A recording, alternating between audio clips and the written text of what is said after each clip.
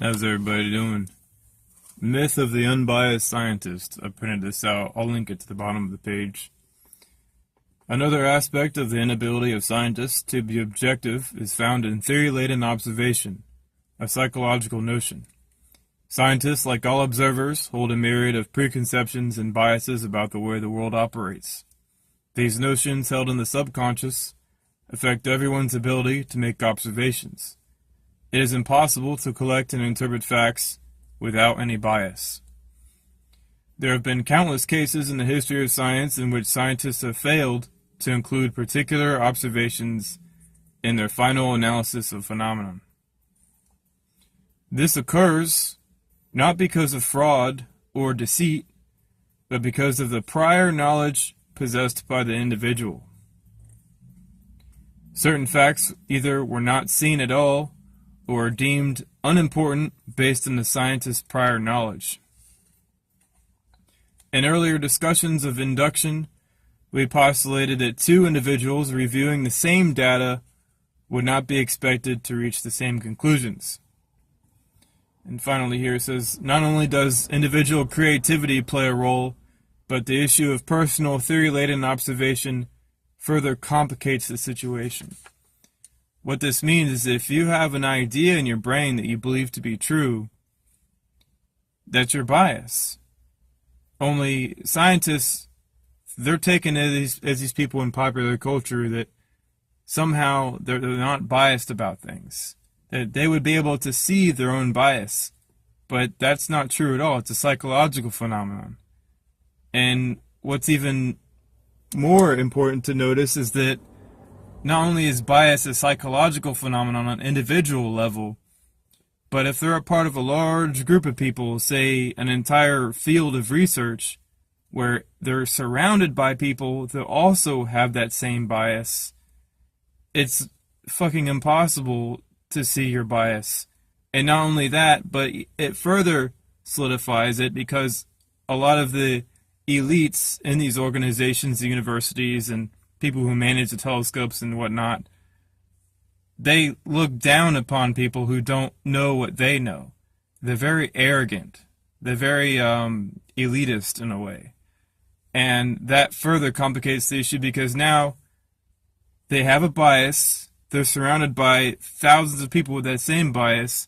And they also look down upon people who don't share that bias with them. So it's a immovable object, in other words. There's no way to convince these scientists that they have a bias or to show them that they have the basics wrong concerning star evolution. And see the sentence here. Certain facts either were not seen at all or were deemed unimportant based on the scientist's prior knowledge. Prior knowledge, and this is very interesting to note because it's in the language that the scientists use as well. When they talked about the planets Uranus and Neptune, they classify them as ice giants.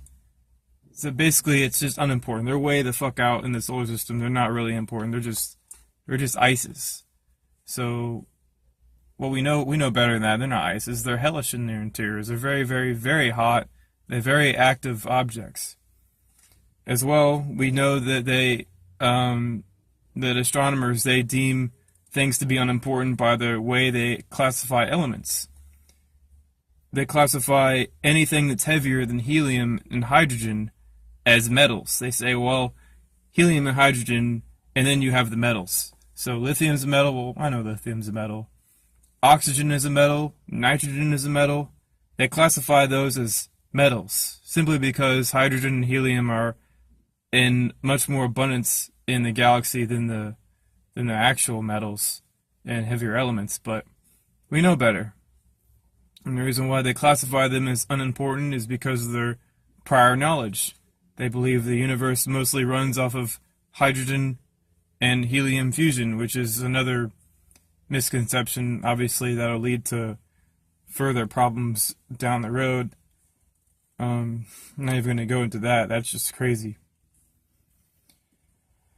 But Oh, another concept here is, it says here, in earlier discussions of induction, we postulated that two individuals reviewing the same data would not be expected to reach the same conclusions. Well, that's reasonable. You know, two people look at the same thing and they're going to see different things. That's clear. It's obvious. The problem with astronomy and astrophysics these days is, like I said earlier, you have tens of thousands of people who reach the conclusion that planets are formed in disks around hotter, bigger objects called stars. So naturally, all it takes is one person to say, well, the disk, that's just evidence for planet destruction, and that the stars cool and die and become planets. But now you have the strange situation where you have 1, 2, 3, or even 10 individuals, or 20 individuals, that are stating one thing from the observations that they see. And you have 10,000 individuals over here that state another thing. So clearly there's going to be a tyranny of the majority.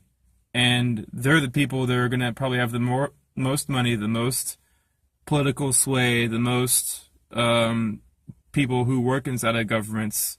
They can lobby different types of projects to support their worldview. So the minority in this case is what I would like to view as the correct case, the correct worldview, but it's not going to get its time to be heard. All right, I think I made this talk long enough. Go ahead and print this out. There's a lot more on that page. Not saying that I agree with all of what's written, but it's interesting to read, to try to hone your mind to think clearly concerning these issues. All right, y'all, later.